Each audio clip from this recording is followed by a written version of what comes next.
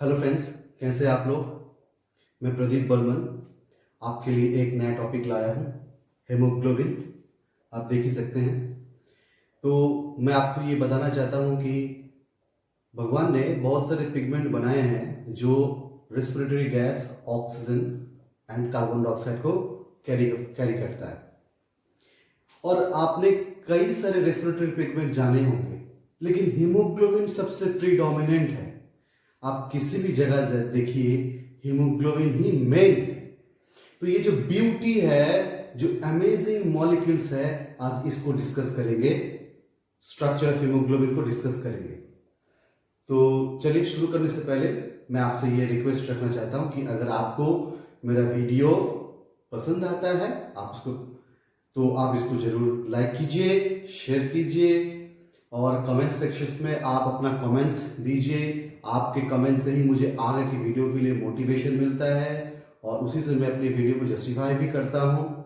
तो ये आप कमेंट्स जरूर कीजिए। और अगर आप चाहते हैं कि मैं आपके लिए कोई वीडियो बनाऊं आपके पसंद से, तो आप वो भी कमेंट सेक्शन में लिख के दीजिए। मैं आपके अनुसार आप जो चाहते हैं उसी के ऊपर वीडियो बनाने का कोशिश करूंगा।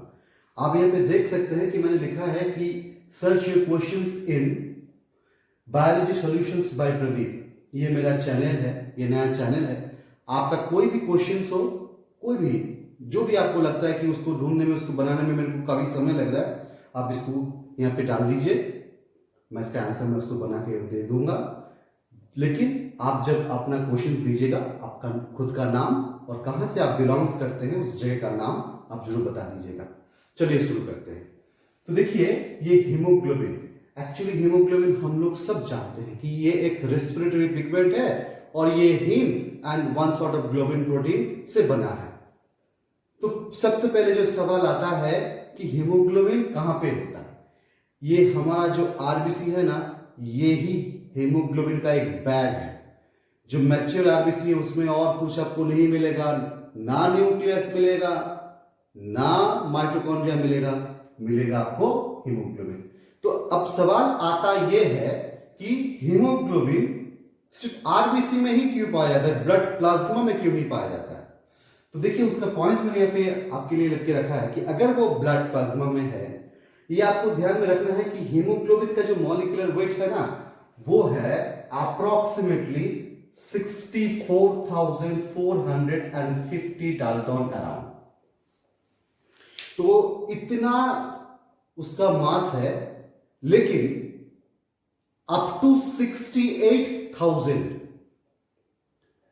अगर किसी मॉलिक्यूल्स का मॉलिक्यूलर मास है तो वो फिल्ट्रेट आउट हो सकता है किडनी से। इसका मतलब अगर वो ब्लड प्लाज्मा में होगा हीमोग्लोबिन, तो it will be excreted out with the urine as well as so excretion through urine prevented. अगर ये आरबीसी के भीतर है तो ये प्रिवेंट हो गया। दूसरा है कि escape RE cells. You know that there is a reticuloendothelial cells in liver. So that cells has a tendency to destroy some of our body cells. So that will destroy the RBCs. To prevent those RE cells, RBC, the hemoglobin always stay inside of the RBCs. As well as the viscosity of the blood not rise.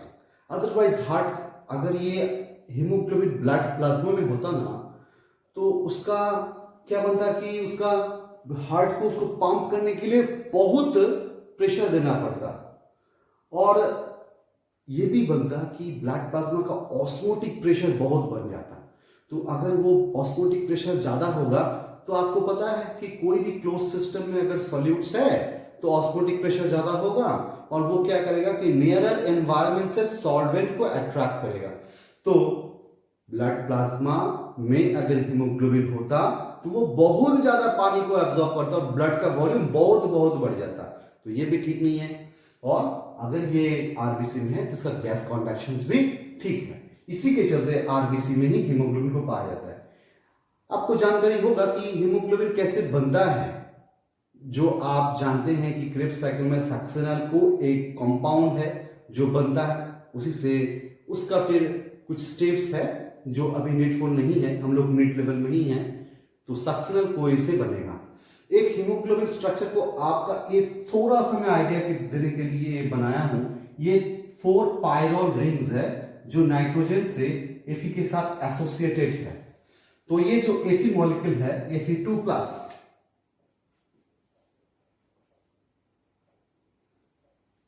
तो ये nitrogen के साथ attached है और यही Fe attached होगा globin part के साथ।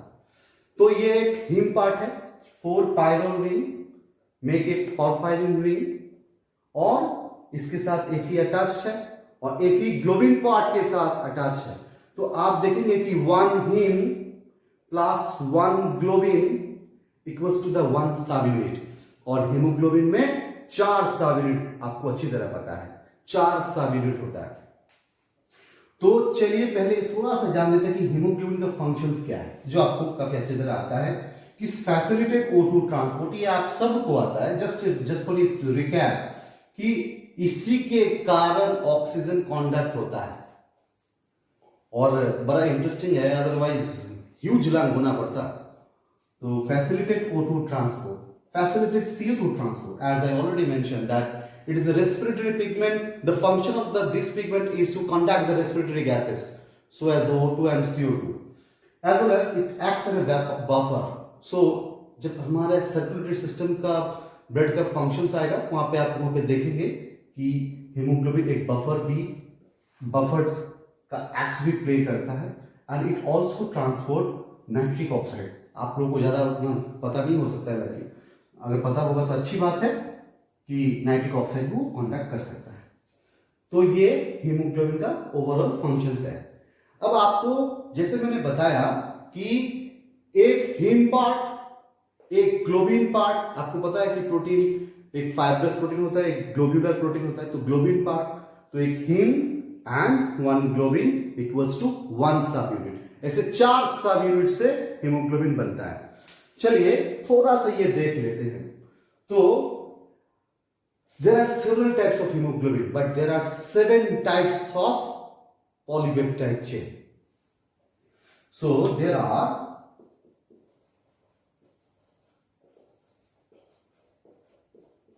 7 types और ये 7 टाइप्स से ही डिफरेंट टाइप्स ऑफ हीमोग्लोबिन बनेगा। मैं आपके लिए 2 3 4 यहाँ पे प्रेजेंट कर रहा हूं, उतना ज्यादा हमें जरूरत नहीं है।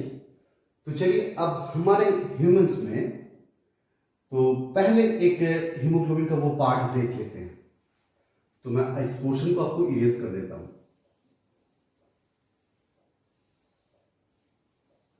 ये मैंने कुछ पहले से लिख के रखा है ताकि आपका समय थोड़ा बच जाए।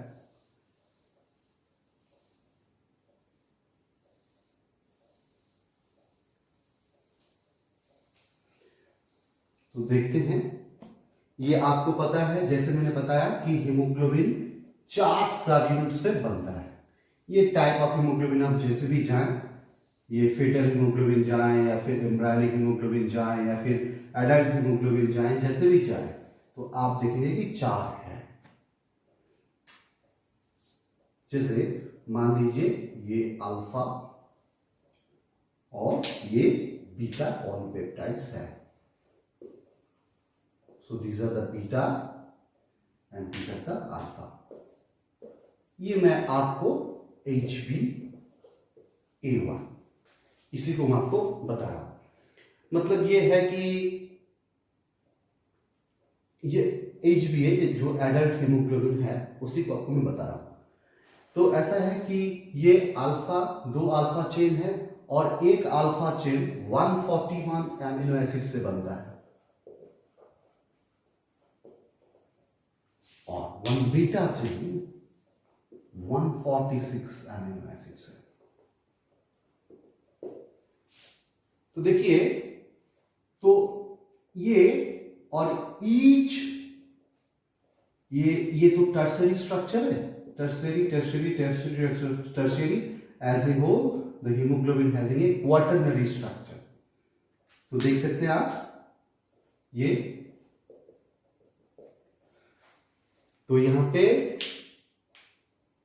ये जो ग्लोबिन पार्ट, ये जो पॉलीपेप्टाइड चेन है अल्फा पॉलीपेप्टाइड, मैं आपको एक पर्टिकुलर इंफॉर्मेशन देता हूं कि जो हिस्टीडीन है वो कार्यकारी एमिनो एसिड्स है और हिस्टिडीन के साथ ही यहाँ पे जो Fe अटैच्ड हुआ है, और हिस्टिडीन अल्फा पॉलीपेप्टाइड चेन में जो 141 अमीनो एसिड्स लॉन्ग है, उसके दो जगह पे, वन तो है कि 58 एंड 87 अप्रोक्सीमेट, 58 एंड 87, ये दो एमिनो एसिड्स जो है वो हिस्टिडीन है, and on that in 58th number of amino acids, that is histidine, where the Fe molecule attached to it. As well as in the case of beta polypeptide chain, there are two places where there is a histidine, 63 and 92 approximately. 63 and 92. Now in this case you will see that in the 63rd position is there where the Fe molecules is attached with on the with the histidine. तो ये एक आपका haemoglobin chain बन गया। आप hopefully haemoglobin का basic structure समझ चुके हैं कि 4 पॉलीपेप्टाइड चेन है, 2 अल्फा 2 बीटा, और ईच पॉलीपेप्टाइड चेन में 1 पॉकेट है जहां पे Fe2+ अटैच्ड है, और वो कहां पे अटैच्ड है मैंने बताया कि पोजीशन भी बताया कि histidine amino acids 58th number amino acids, and in case of beta chain that is the 63rd amino acids where there is histidine and the Fe is attached with, and wholesome creating the coordinated structure, this is the hemoglobin. तो ये मैंने एक HbA को आपको explain करके दिया है। अब देखिए कि हमारा एक इंटरेस्टिंग है कि कैसे हमारा हीमोग्लोबिन है। देखिए हम जैसे जब से बने तब से एक ही किस्म का हीमोग्लोबिन हमारे भीतर नहीं है। जो एम्ब्रायनिक स्टेज है लेस देन 8 वीक्स, उस समय में जो हमारा हीमोग्लोबिन था वो गोर 1 ये हीमोग्लोबिन है। फिर 3 to 9 मंथ्स जो हीमोग्लोबिन हमारे शरीर में रहता है वो HbF है। अब इसका मैं पॉलीपेप्टाइड चेन क्या है वो नहीं बता रहा हूं, ये HbF है।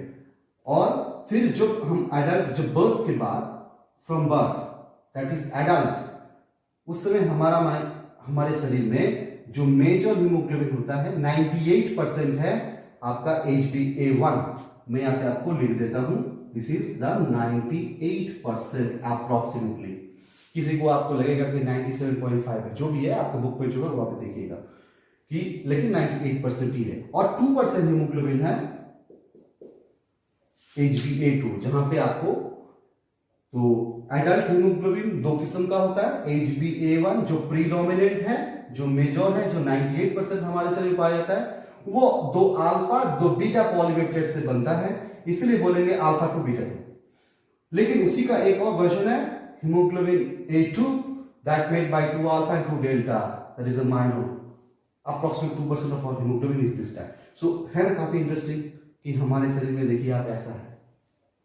अब आपको मैं कहना चाहता हूं कि 7 किस्म का पॉलीपेप्टाइड चेन जो 7 अलग अलग जीन से बनता है, ये आपको याद रखना चाहिए, that the different types of polypeptide chains, there are total 7 types of polypeptide chains and all are synthesised by, coded by different jeans.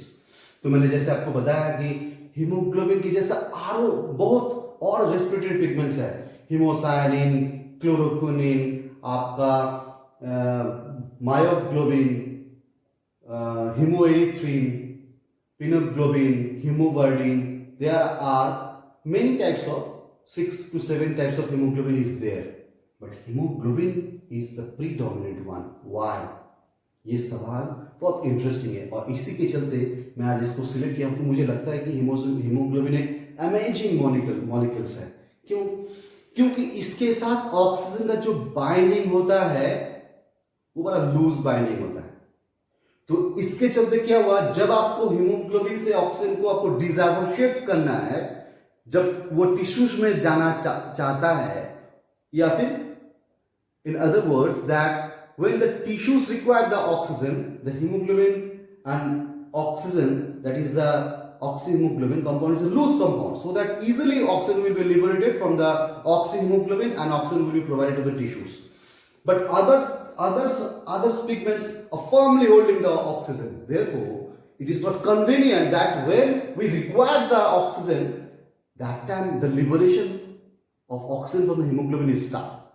सो ये बड़ा सॉफ्ट मॉलिक्यूल है कि ऑक्सीजन हीमोग्लोबिन का बाइंडिंग जो है लूज है। जब वो कैपिलरीज आएगा, टिश्यूज आएगा, जब आपको ऑक्सीजन को देना है, कैपिलरीज से निकाल के देना है टिश्यू के भीतर, तो आपका ऑक्सीजन जो है वो लिबरेटेड हो जाएगा आराम से। ये बड़ा इंटरेस्टिंग चीज है। चलिए अब हमारे as per the NEET syllabus हम लोग फॉलो करेंगे। तो एक हीमोग्लोबिन को हम लोग जहां तक समझें कि ये एक कंजुगेटेड प्रोटीन है, as well as it is a allosteric protein as well as it is a heteromeric protein. तो इसको अगर हम शॉर्ट से लिखें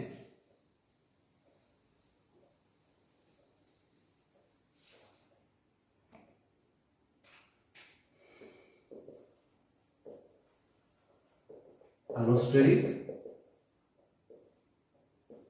हेटेरोमेरिक एंड कॉन्जुगेटेड प्रोटीन।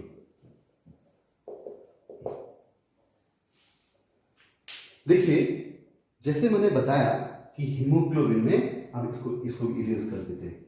तो जैसे मैंने आपको बताया कि हीमोग्लोबिन में 4 पॉलीपेप्टाइड्स हैं और each polypeptides having a pockets where oxygen would be added. So therefore we can easily say that a hemoglobin molecule will be attached with four molecule of oxygen. तो इसके बेस में हम लोग ये देख सकते हैं कि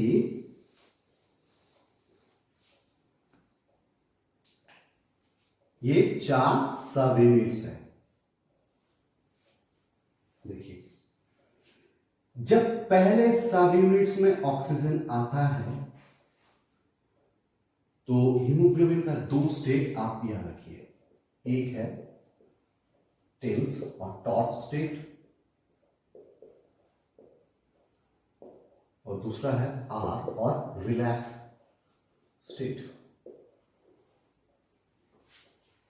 तो जब ये हीमोग्लोबिन ही था, डीऑक्सी हीमोग्लोबिन था, डीऑक्सी हीमोग्लोबिन था, तब ऑक्सीजन का अटैचमेंट उतना आसान नहीं था।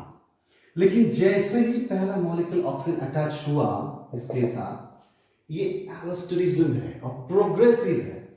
तो फिर क्या हुआ, आप देख सकते हैं कि Hb4 plus O2, Hb4O2।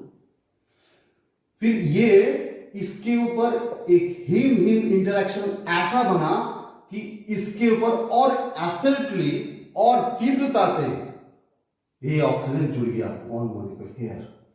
So now that would be Hb4O2 plus O2, that would be Hb4O4। और इसके चलते यहां पे भी इंपैक्ट ऐसे बना कि ऑक्सीजन और इंटेंसली यहां पे अटैच्ड हुआ। तो ये क्या बन गया, Hb4O4 प्लस ये थर्ड मॉलिक्यूल ऑक्सीजन यहां पे अटैच हो रहा है, आप देख सकते हैं Hb4O6।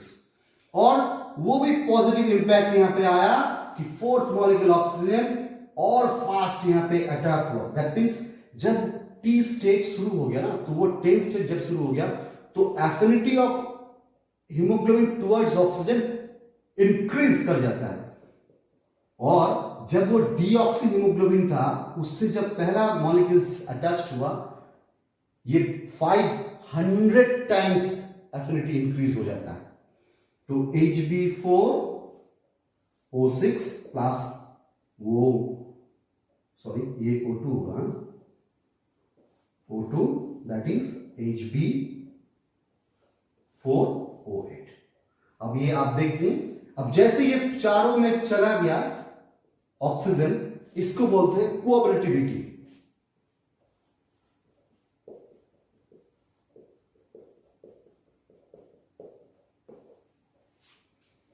ये क्या है, क्या एक मॉलिक्यूल ऑक्सीजन अटैचमेंट होने से वो और इंटेंस होता है। ये प्रोग्रेसिवनेस है, कोऑपरेटिविटी। और इसी के चलते आगे जो मेन चीज देखेंगे कि ऑक्सीजन हीमोग्लोबिन डिसएसोसिएशंस का वो सिग्मॉइड देखेंगे। ये प्रॉपर्टी के चलता है, इसको याद में रखिए। तो जैसे ये आर स्टेट में चला गया, अब इसका ऑक्सीजन के प्रति एबिलिटी चला गया। चलिए अब आगे बढ़ते हैं। तो आप हीमोग्लोबिन का स्टेट समझ चुके। अब देखिए एक चीज हमें जानकारी में रखना चाहिए कि ऑक्सीजन के साथ हीमोग्लोबिन का काफी क्लोज रिश्ता है। तो अब इसको मापेंगे कि कैसे ये एफिनिटी है।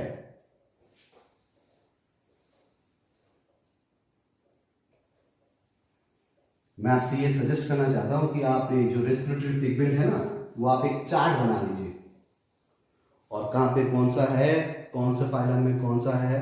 जैसे एक इंटरेस्टिंग फैक्ट है, हीमोग्लोबिन आपको कहां पे नहीं मिलेगा। In all vertebrates you have haemoglobin, where except Arctic fish. So तो इन आर्कटिक फिश हमको हीमोग्लोबिन नहीं मिलेगा। तो देखिए अब हम लोग देखेंगे कि हीमोग्लोबिन के साथ ऑक्सीजन का रिलेशन।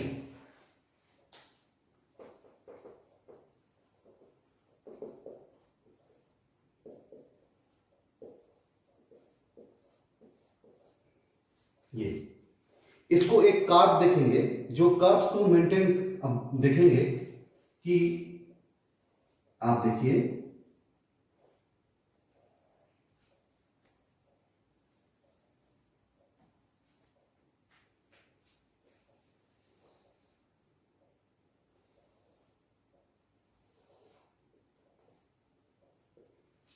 ये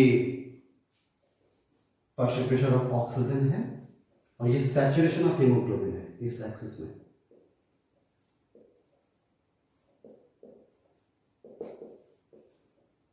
सैचुरेशन परसेंटेज ऑफ हीमोग्लोबिन, मतलब आप देखें कि आपको मान लीजिए कि एक सैंपल ऑफ ब्लड दिया गया, उसमें आपका एक सर्टेन अमाउंट ऑफ हीमोग्लोबिन है। तो इस हीमोग्लोबिन का 50% ऑक्सीजन के साथ अटैच होकर ऑक्सीजन हीमोग्लोबिन बनेगा। तो कैसे बनेगा, इसके ऊपर बेस से हम लोग एक प्लॉट कर सकते हैं। तो दैट का आपको एक आसान लैंग्वेज से बताएं कि पार्शियल प्रेशर ऑफ ऑक्सीजन के किस प्रभाव से वो कितना परसेंट सैचुरेशन होता है। So the percentage of saturation of haemoglobin based on the partial pressure of oxygen, that is plotted, and you will get a curve that is the sigmoid curve, that is the oxygen hemoglobin disassociation curve। तो इसको हम लोग देखते हैं।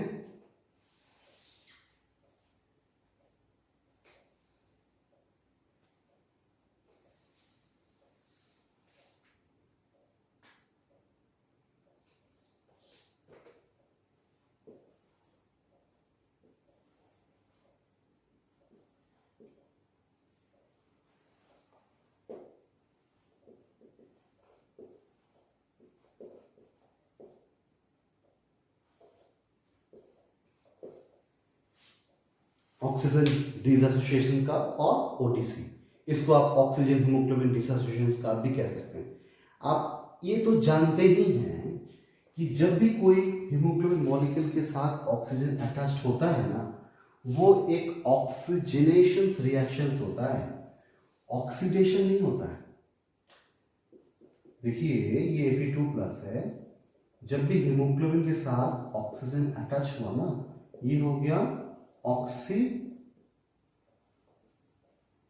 Haemoglobin, क्योंकि ये Fe2 state ही रहा, वो फिर ऐसे रहा। तो ये कोई ऑक्सीडेशन नहीं हुआ। अगर ये ऑक्सीडेशन हो जाता है हीमोग्लोबिन का, तो ये रिएक्शंस रिवर्सिबल नहीं होता। रिवर्सिबल मतलब आसान शब्द से बताया जाए कि ऑक्सीजन के साथ हीमोग्लोबिन के साथ ऑक्सीजन बड़ा आराम से जुड़ भी सकता है और ये कंपाउंड भी बन जाता है, जिसको बोलते हैं ऑक्सीजन हीमोग्लोबिन कंपाउंड। और जब वो कैपिलरीज के वहां पे जाता है तो आराम से वो टूट भी जाता है। तो ये अगर ये जुड़ भी जाए लंग्स में जाके और कैपिलरी में टूट भी जाए तो रोटेशन अच्छा होगा। तो ये बड़ा सॉफ्ट होना चाहिए कि आराम से टूट जाए, ऑक्सीजन हीमोग्लोबिन टूट जाए। अगर ये हीमोग्लोबिन का ऑक्सीडेशन हो जाता ना, तो ये फिर टूट नहीं पाता। तो चलिए देखते हैं कि ऑक्सीजन के किस परसेंट की एक constant amount of partial pressure of oxygen में हमारा सैचुरेशन ऑफ हीमोग्लोबिन को देखते हैं। तो हमें जो कार्ड मिलेगा वो बोलेंगे हम ODC, that is oxygen haemoglobin dissociation का। ये एक प्रॉपर्टी है जिससे आप जान पाएंगे कि हीमोग्लोबिन के साथ ऑक्सीजन का कैसा एफिनिटी है। आप देखेंगे कि ये कार्ड जो है पहले आपका फ्लैट अराउंड है, फिर एक सिग्मोइड पैटर्न ले रहा है, ये ऐसा पैटर्न ले रहा है। मान लीजिए हमें एक सैंपल दिया गया इतना, इसका 50% हीमोग्लोबिन ऑक्सीजन के साथ अटैच होकर ऑक्सीजन हीमोग्लोबिन बनेगा, उसको बोलेंगे P50। चलिए अब देखेंगे कि अगर कम पार्शियल प्रेशर ऑफ ऑक्सीजन में हीमोग्लोबिन जो सैचुरेशन हो सकता है उसका 50% सैचुरेशन हो गया, मान लीजिए 100% सैचुरेशन है, मान लेता हूं इसको कि ये 100% सैचुरेशन है, लेट इट इज 100%, शायद आपको दिखेगा। तो उसका 50% ये है, आप देखेंगे, आप देखिए तो ये है ये। अब अगर और भी कम पार्शियल प्रेशर ऑफ ऑक्सीजन में इसका 50% मैच्योर कर जाए तो ये ग्राफ कैसा होगा, यहाँ पे होगा तो ये ऐसा ऐसा ऐसा ऐसा होगा, मतलब ग्राफ लेफ्ट शिफ्ट करेगा। मतलब ये आपको समझना चाहिए कि अगर ग्राफ ये लेफ्ट शिफ्ट करता है तो आपको ये मानना पड़ेगा कि हीमोग्लोबिन का ऑक्सीजन के प्रति एफिनिटी और इंटेंस हुआ, बढ़ा, इंक्रीज हुआ। तो left shift will show you increase,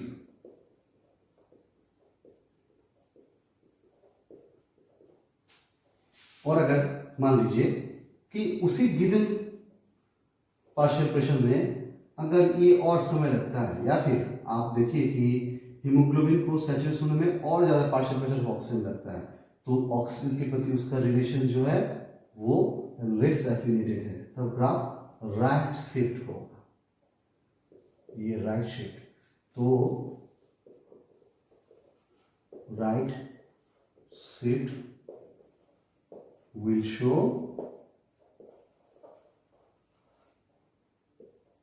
decrease. So increase and decrease क्या, एफिनिटी। तो किसका एफिनिटी, हीमोग्लोबिन का एफिनिटी किसके ऊपर, ऑक्सीजन के ऊपर। तो हीमोग्लोबिन का ऑक्सीजन के ऊपर कितना एफिनिटी है ये हम लोग जो ओडीसी हैं इसका लेफ्ट शिफ्ट और राइट शिफ्ट से पता कर सकते हैं। अगर वो लेफ्ट शिफ्ट हुआ तो एफिनिटी बढ़ा, और अगर वो मतलब कि इंटेंस हुआ, और अगर ये हीमोग्लोबिन ऑक्सीजन छोड़ दिया, डिसएसोसिएट हो गया, तो हीमोग्लोबिन का ऑक्सीजन के प्रति क्या मानेंगे कि डिक्रीज हो गया एफिनिटी, तो उसका राइट शिफ्ट होगा। मतलब अब वही 50% कंसंट्रेशन के लिए हमें ज्यादा CO2 चाहिए। आप समझ गए होंगे कि लेफ्ट शिफ्ट मतलब हाई एफिनिटी, राइट शिफ्ट मतलब लो एफिनिटी। ये आपको बिल्कुल क्लियर कर लेना है। मुझे पता है कि आप जानते होंगे, लेकिन मुझे ये आपको एक बार इंटीमेट कर देना है, आप इसको जरूर से देख लीजिएगा। अब आएंगे कि फैक्टर्स ऑफ ओडीसी।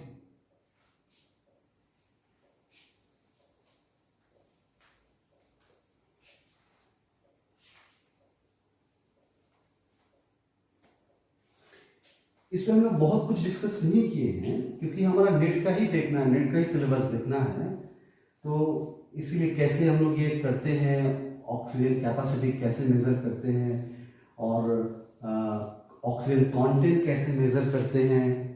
जैसे आप तो जानते ही होंगे कि 100 ml ऑफ ब्लड में कितना हीमोग्लोबिन होता है। In case of male approximately 14 milligram approximately, और each mg of haemoglobin contain 1.39 ml of oxygen, क्योंकि 14 mg हीमोग्लोबिन है और 14 mg हीमोग्लोबिन हमारे 100 ml में 14 mg का हीमोग्लोबिन है, तो वो क्या कर रहा है, वो 19 ml ऑक्सीजन को कैरी कर रहा है। तो उससे हम लोग इसे कैलकुलेट कर सकते हैं। तो 1 mg कितना कैलकुलेट करेगा, वो 19/14 that is equal to 1.3 around that. तो 1 मिलीग्राम हीमोग्लोबिन इतना ml ऑक्सीजन कैरी कर सकता है। ये आप ध्यान में रखिएगा। हीमोग्लोबिन का लेवल मेल में ज़्यादा होता है, फीमेल में कम होता है, ये भी ध्यान में रखिएगा। हीमोग्लोबिन कैसे बढ़े इसको भी ध्यान में रखिएगा कि आपको आयरन खाना पड़ेगा। अब आयरन तो ऐसे नहीं खाएंगे, कैसे करेंगे, तो फिर कौन सा चीज़ लेंगे जो हमारा आयरन कंटेंट बढ़े शरीर में, बताइए तो जरा, आपको जरूर पता है। Basically iron content is animal product, meat, fish, egg etc. Milk doesn't contain iron, rather human milk contain iron. इसीलिए देखा गया कि हिंदू विडोज, जिसका एक वेजिटेरियन कल्चर है, वेजिटेबल्स में भी आयरन मिलेगा, but that not would be ferrous, वो अदर स्टेट में होगा, तो वो फॉस्फेट के साथ बाइंड होगा, तो इसीलिए वो फाइटोल फॉर्म में होगा, इसीलिए वो आपका एब्सॉर्प्शन नहीं होगा। तो फिर ऐसे बेसिकली एनिमल प्रोटीन चाहिए, तभी आपको आयरन मिलेगा और हीमोग्लोबिन का फॉर्मेशन ठीक ठाक होगा। इसीलिए आप देखेंगे कि जो लैक्टेटिंग मैमल्स मदर्स हैं, उनके शरीर से उनका जो है कि आयरन ज़्यादा निकलता है, क्योंकि ह्यूमन मिल्क में ही आयरन ज़्यादा मिलेगा। तो ये कुछ ऑब्जेक्टिव क्वेश्चंस है जो कॉम्बिनेशन से बन सकता है। और during menstruations girls release haemoglobin as well as the iron. So ये एक कॉम्बिनेशन बेस्ड क्वेश्चन अगर बन जाए तो उसको कम समय में भापना पड़ेगा, तो ये भी एक पैरामीटर है कि आपको आंसर कम समय में लेना पड़ेगा। तो आप सोर्स आप देख लीजिएगा। आपको ये चीज हमेशा ध्यान में रखना है कि आप जितना भी कोई भी टॉपिक को पढ़े वो कंप्लीट नहीं होगा जब तक आप उसके ऊपर काफी सारे मॉक टेस्ट नहीं देंगे, काफी सारे एमसीक्यूज प्रैक्टिस नहीं करेंगे। Many books are available. You can go to Amazons and Flipkarts. You see that NEET practice book. You will see that many practice sets are there. You should take those practice sets and go for their practice. More and more practice will give you the sense that what types of questions will be appear from this chapter, or what would be the representative questions from this chapter. So you should follow the mock test paper more and more. चलिए अब factors को आते हैं। अब तो हमें पता पड़ गया कि मेन फैक्टर्स जो है वो ऑक्सीजन है, लेकिन ऑक्सीजन छोड़ के भी कुछ फैक्टर्स है। तो चलिए अब देखते हैं कि ऑक्सीजन छोड़ के क्या क्या है। पहला है कि H+, that is the pH, इसको पीएच ही लिखते हैं।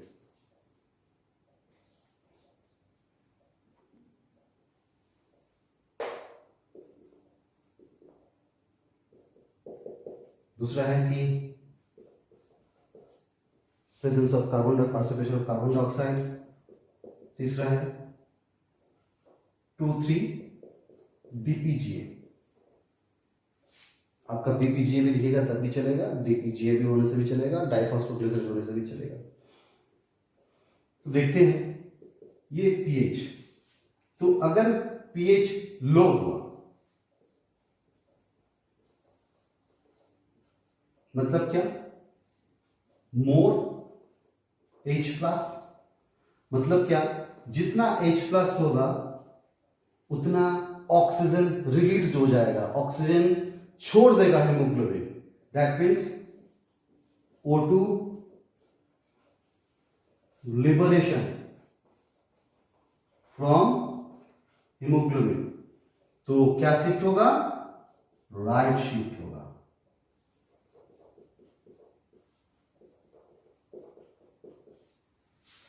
क्यों, आपने बोर्स इफेक्ट जरूर पढ़ा होगा। आप देखते हैं ना कि जहां पे कैपिलरीज होता है ना, वहां पे CO2 आता है, प्लस वाटर क्या बना, H2CO3, H2CO3 will be formed H+, plus HCO3 minus bicarbonate, ये H प्लस क्या करेगा HB4OH प्लस H प्लस क्या हो गया HB4 प्लस 4O2, ये रिलीज हो गया।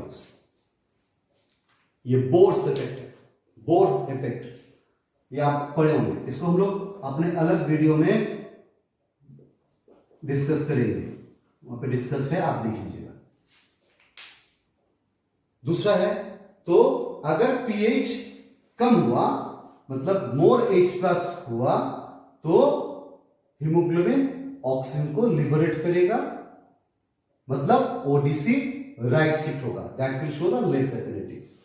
देखा गया है कि क्या होता है, ये जो H प्लस है तो प्रोटॉन है, इसका केमिकल रीजन ये है कि हमारा जो बीटा पॉलीपेप्टाइड चेन है उसका 146 अमीनो एसिड, आपको मैंने बताया पहले कि beta polypeptide chain 146 amino acid से बनता है, उसका टर्मिनल में प्रोटोनाइज्ड हो जाता है, तो टर्मिनल अमीनो एसिड्स वो प्रोटोनेटेड हो गया तो उसका स्ट्रक्चरल कन्फर्मेशन ऐसा हो गया ना कि वो हीमोग्लोबिन के साथ उतना ऑक्सीजन के साथ जुड़ नहीं पाएगा उतना।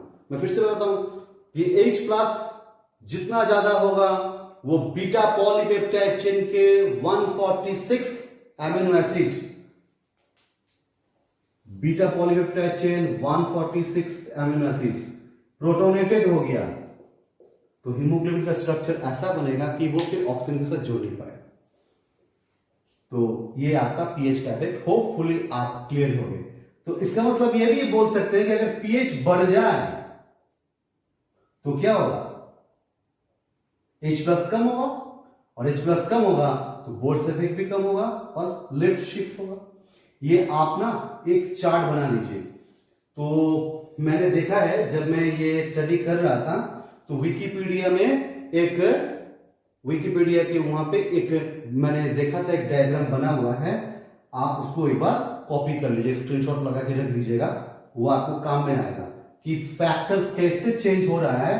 तो ओडीसी लेफ्ट या राइट चेंज ले रहा है, वहां पे सुंदर से एक वहां पे एक स्कीम बनाया हुआ है, आप उस इमेज को कॉपी कर लीजिएगा, विकिपीडिया में है। चलिए ये पहला फैक्टर हम लोग कर लिए।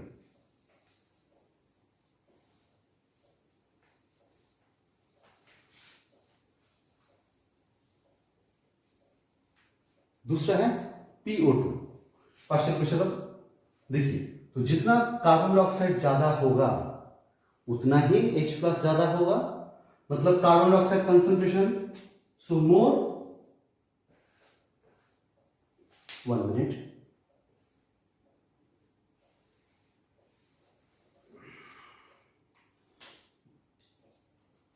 more CO2, that means more H plus.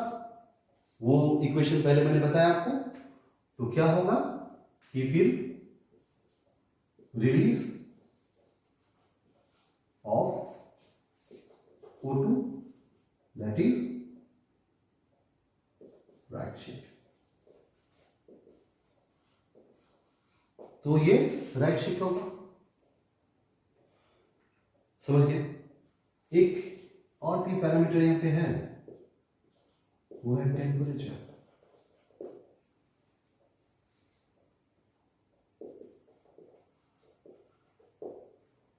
तो ये हेल्डेंस इफेक्ट है, जितना कार्बन डाइऑक्साइड ऐसे होता है ना उतना ये इनवर्सली प्रोपोर्शनल है। कार्बन डाइऑक्साइड हीमोग्लोबिन के साथ अटैचमेंट होना मतलब ऑक्सीजन लिबरेट कर जाना हीमोग्लोबिन से, ये हेल्डेंस इफेक्ट है। आप बोर्स इफेक्ट और हेल्डेंस इफेक्ट ध्यान में रखिएगा। 2,3-DPGA ये आपको आरबीसी के भीतर ही मिलेगा।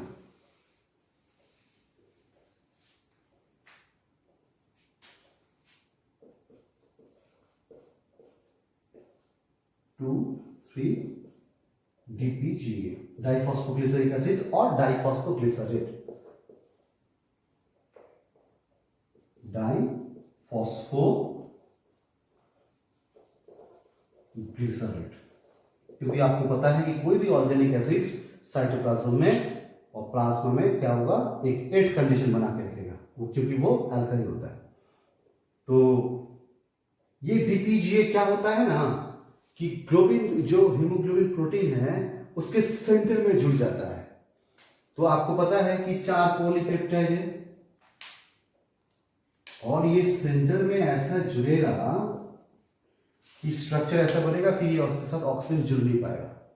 तो जितना ये डीपीजे कंसंट्रेशन बढ़ेगा आरबीसी के भीतर, तो ये अगर डीपीजे इसके सेंटर में जुड़ जाता है ना, तो ये सॉल्ट बॉन्ड फॉर्म कर देता है, सॉल्ट बॉन्ड। तो उतना कम ऑक्सीजन जुड़ पाएगा, ऑक्सीजन जुड़ नहीं पाएगा, मतलब ऑक्सीजन लिबरेट हो रहा है, लिबरेट हो रहा है, तो ये राइट शिफ्ट होगा। तो इसको लिख सकते हैं more DPGA, that is right shift. Mechanism मैंने बताया कि ऑक्सीजन जुड़ नहीं पाएगा।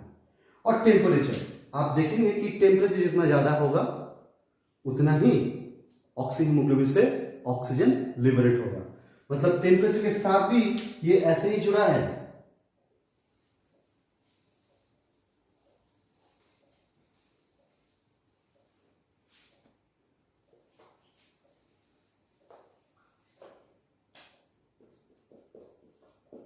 मोर temperature, more O2 liberation, that means right shift। तो आप देखेंगे कि ये फैक्टर्स मैंने आपको एक्सप्लेन किया है। अब इसको और आगे नहीं बढ़ाते हैं, क्योंकि मैंने आपको पहले शायद बता दिया है कि जो हमारा जो HbF है फीटल हीमोग्लोबिन, उसका एफिनिटी HbA से ज्यादा है। तो H इसको लिखते हैं HbF, ये आप इंफॉर्मेशन ध्यान में रखिए। Affinity of HbF is greater than the affinity of HbA। हमारे जब लंग्स में वर्क ये एयर, ये ब्लड जब लंग्स में गया ना, तो उससे क्या हुआ, CO2 भी रिलीज हो गया और टेम्परेचर भी डाउन हो गया, इसलिए वहां पे ऑक्सीजन जुड़ जाता है। बहुत आसान से कार्बन डाइऑक्साइड लंग आपका एल्वेलम में क्या होता है, लंग्स में आप सोचिए जरा, कार्बन डाइऑक्साइड रिलीज होता है और टेम्परेचर डाउन भी होता है क्योंकि एटमॉस्फेरिक एयर वहां पे है। तो क्या होगा, ये लेफ्ट शिफ्ट होगा, मतलब वहां पे ऑक्सीजन अटैच होगा लंग्स में। तो मैकेनिज्म बहुत सुंदर है। जो एम्ब्रायनिक हीमोग्लोबिन है जब वो मदर्स में होता है ना, तो मदर्स से ऑक्सीजन लेने के लिए उसका एफिनिटी और ज्यादा होता है, इसलिए हीमोग्लोबिन जो फीटल हीमोग्लोबिन होता है ना, उसका एफिनिटी एडल्ट हीमोग्लोबिन से ज्यादा होता है। तो होपफुली मैंने आपको ऑक्सीजन डिसोसिएशन कर्व और ओडीसी, इसको ऑक्सीजन डिसोसिएशन कर्व और ऑक्सीजन हीमोग्लोबिन डिसोसिएशन कर्व भी बोलते हैं, इसको समझा पाया हूं। जो फैक्टर्स है उसको समझा पाया हूं। फैक्टर्स का चेंज हाई और लो होने से ओडीसी कैसे कैसे चेंज होगा, राइट साइड ना लेफ्ट साइड, वो मैंने आपको एक्सप्लेन किया है। मैंने आपको ये भी एक सोर्स मेंशन किया है कि आप विकिपीडिया में जाइए, फर्स्ट पेज में आप देखेंगे कि एक स्कीमेटिक डायग्राम बना हुआ है, उसको आप थोड़ा सा स्क्रीनशॉट करके रखिए तो आपको ये समझ में आएगा। तो ऑक्सीजन हीमोग्लोबिन ये डिसीजन का ये कैसे बना कि हम लोग ये सैचुरेशन को, हीमोग्लोबिन सैचुरेशन पॉइंट को प्लॉट करें और percentage of saturation of haemoglobin को प्लॉट करें, तो ये कर्व आया। इसका वो कार्ड है कि हीमोग्लोबिन का, मैंने बताया ना कि टी स्टेट और आर स्टेट है। तो होपफुली आपको ये वीडियो पसंद आया। अगर आप समझ पाए तो आप मेरे इस वीडियो को जरूर लाइक कीजिए, शेयर कीजिए और कमेंट्स दीजिए। आपके कमेंट से मुझे मोटिवेशन मिलता है, या फिर आप अगले के वीडियो में क्या सुधार करो वो मिलता है। तो आप प्लीज कमेंट में आप लिखिए, या फिर अगर आपको आपका खुद का कुछ टॉपिक भी बनवाना है तो आप मुझसे कमेंट सेक्शन में लिखिए, मैं आपके अनुसार एक वीडियो बनाऊंगा। और मैंने आपको जैसे बताया कि बायोलॉजी सॉल्यूशन बाय प्रदीप, ये चैनल में आप आपका क्वेश्चंस भी डाल सकते हैं, भाई यहाँ पे भी कमेंट्स में डाल सकते हैं। आप आपका नाम और आप कौन से जगह से बिलोंग्स करते हैं वो देके आप कोई भी क्वेश्चंस डाल दीजिए, इसके ऊपर भी, इसके कमेंट सेक्शन में कहीं भी डाल दीजिए, मैं आपको यहाँ पे आंसर दे दूंगा। आप इसका सब्सक्रिप्शन लेके रखिए, नोटिफिकेशन लेके रखिए। होपफुली मेरा वीडियो आपको पसंद आया होगा।